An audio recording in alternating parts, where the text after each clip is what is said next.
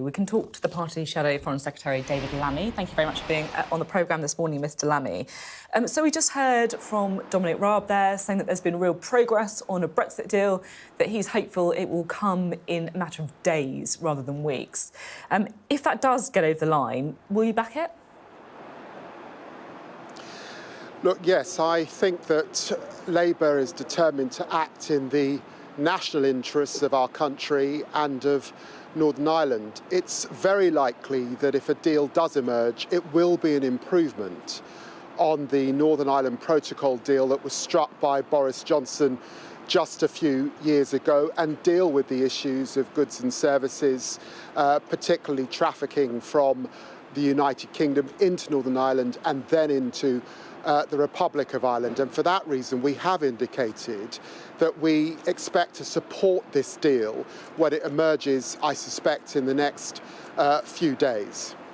We've got a bit of detail on what we expect it to be from Dominic Raab, the kind of red light, green light system, depending on whether goods are going to stay in Northern Ireland or go to the EU.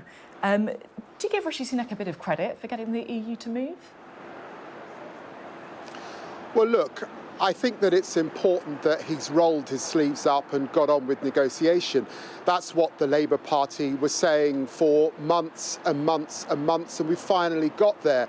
But it is important that he's included the unionists within that dialogue. He should have probably have done that months and months ago so that they felt included. And of course there are concerns about the ERG and his backbenchers. But notwithstanding that, if he does get a deal, then credit to him, because this is hugely important for the national interests of our country and for people of Northern Ireland. We want power sharing to get back. We want Stormont to get back. And certainly businesses and the community in Northern Ireland do not want unnecessary friction at the border.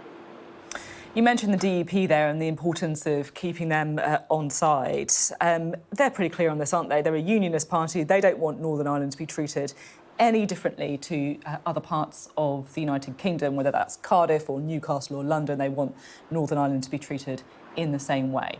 Have they got a point? Look, Northern Ireland is part of the United Kingdom, so of course they don't want it treated differently. The DUP set out 7 tests. No doubt they will want to scrutinise any deal that comes forward over the coming days, and they will make their judgment on the basis of those 7 tests that they set out. But it's hugely important that any deal captures the spirit of the Good Friday Agreement. Over 30 years, just under 4,000 people lost their lives in those troubles. Of course, this is a serious moment and it requires careful heads and reflection. You know, where to put the border, for the reasons that you've mentioned, is arguably, the biggest unsolvable problem with Brexit. Unless, of course, the whole of the UK rejoins a single market. I mean, you obviously campaigned for Remain. If Labour get into power, do you think that should be on the table? Look, it was always the case, if we go back a few years, that people were raising issues of a border that could emerge between the Republic of Ireland and Northern Ireland. That was remedied by not having a border effectively in the south. But I visited Derry, London Derry. I was at Foyle Port looking at some of the issues that arise for business there.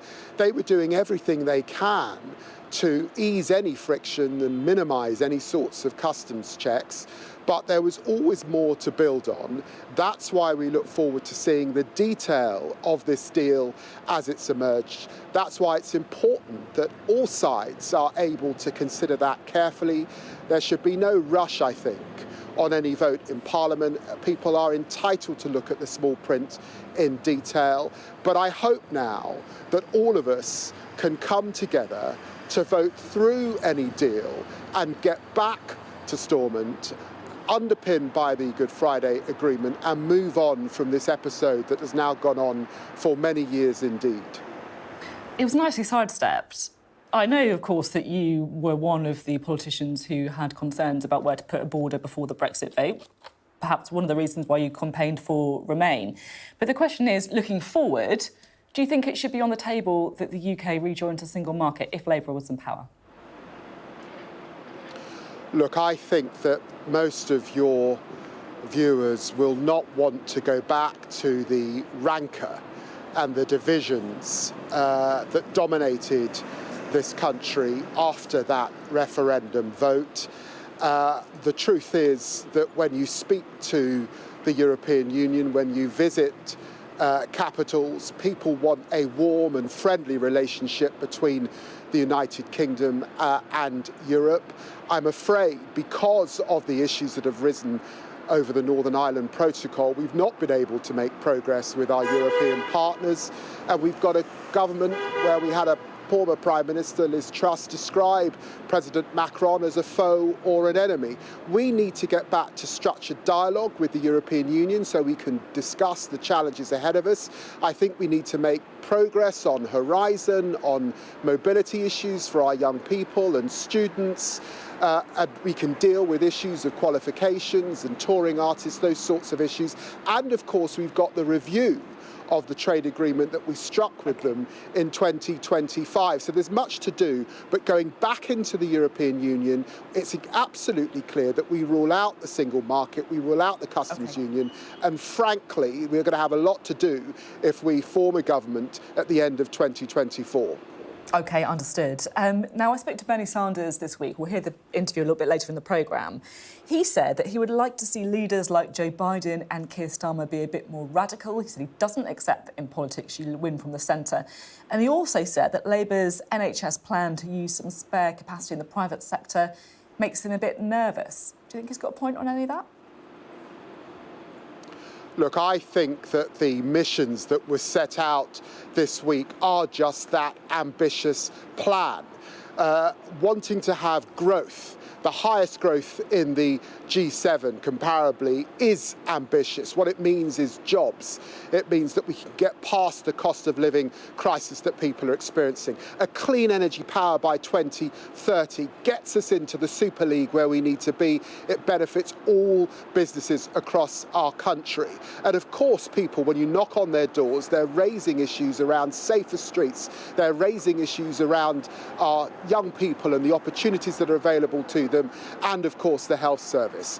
All of these things need attending to. It lives up to our inheritance, the inheritance of Clement Attlee after the Second World War, Harold Wilson that was dealing with the white heat of technology and reforming all sorts of issues across our country. It's an ambitious plan. We'll set out further details in the area of health, crime, particularly in education over the coming months. But at the next general election, there will be a clear dividing line, hope, vision, ambition from the Labour Party, and people will look at what the Tories have achieved over the last 13 years.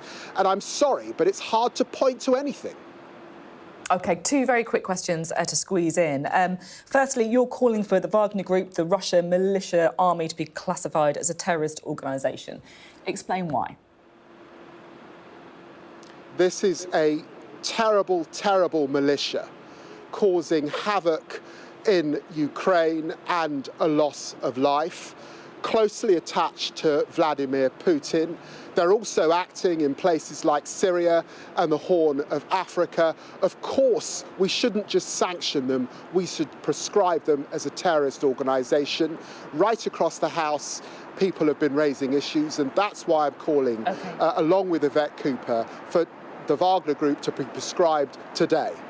OK, and very, very quickly, because I know you need to go, Dominic Raab announcing today transgender women who've committed violent or sexual offences can't be housed in mainstream women's prisons. Is that the right policy? Look, I think that this is a sensitive issue, but clearly someone born a male, a man, who is a predator or who is violent towards women has to be assessed appropriately and should not be in a woman's prison. I've spent many years with an interest in justice and justice issues in the House of Commons.